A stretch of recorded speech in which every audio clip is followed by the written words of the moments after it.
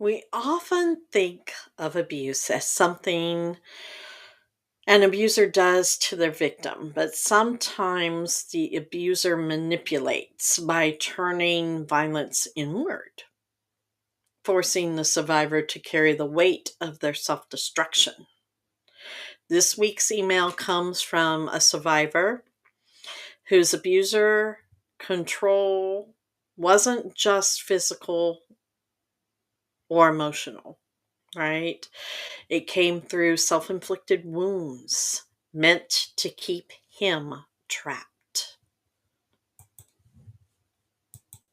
Survivor to survivor, break the silence. In the depths of silence, a voice emerges. A voice that says, "You are not alone." Welcome to Survivor, where strength rises through shared stories, where pain transforms into resilience, where survivors connect and empower each other. Your story matters. Your voice matters. You matter. Join the movement. Subscribe now. Welcome to Survivor.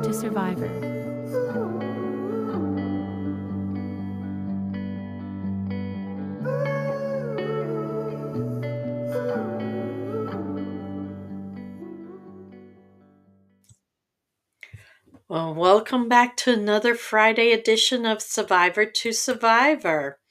I got an email in this time from a young man. So I want to thank him for writing. And it says, I never thought I'd write this, but I can't stop replaying it in my mind.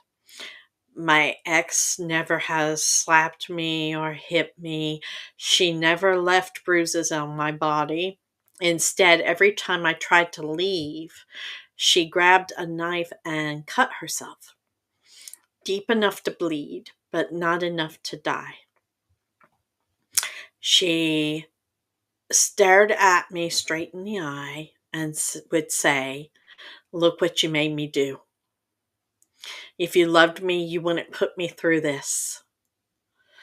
One night she carved my initials in her arm. I still see the scars. She'd show them to people as proof of her reason of loving me so much. I stayed for years because I thought if I left, she actually would finish what she started. Even now, years later, I feel sick when I see scars on anybody's body. Is this type of thing and wounds considered a part of abuse, even if they were on her and not on me?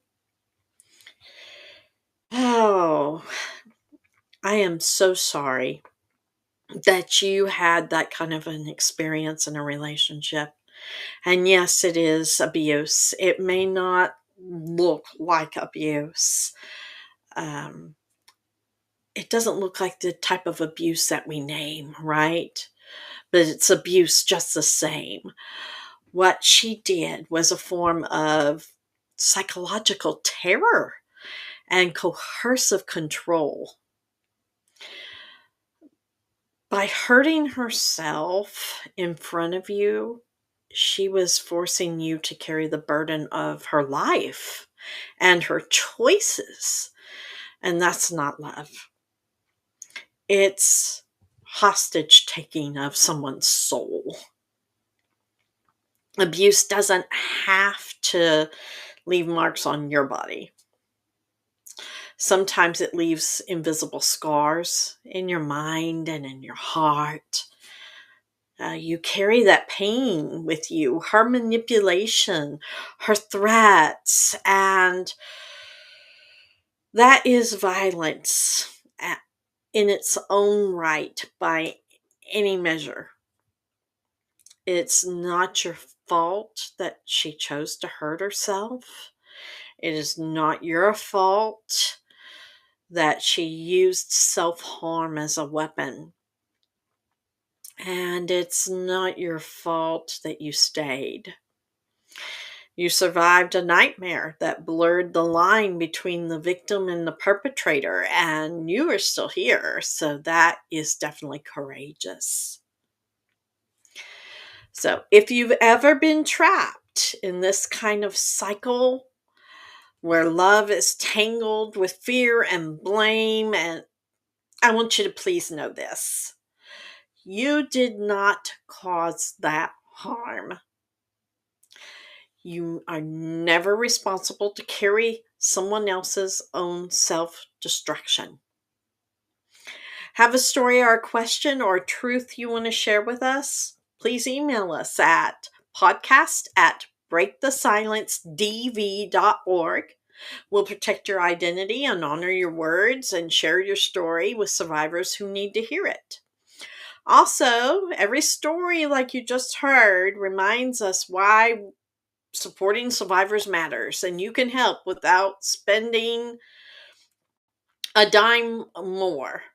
Go to walmart.com, spark good, select break the silence against domestic violence, and choose to round up at checkout. Your spare change funds the work that helps survivors heal.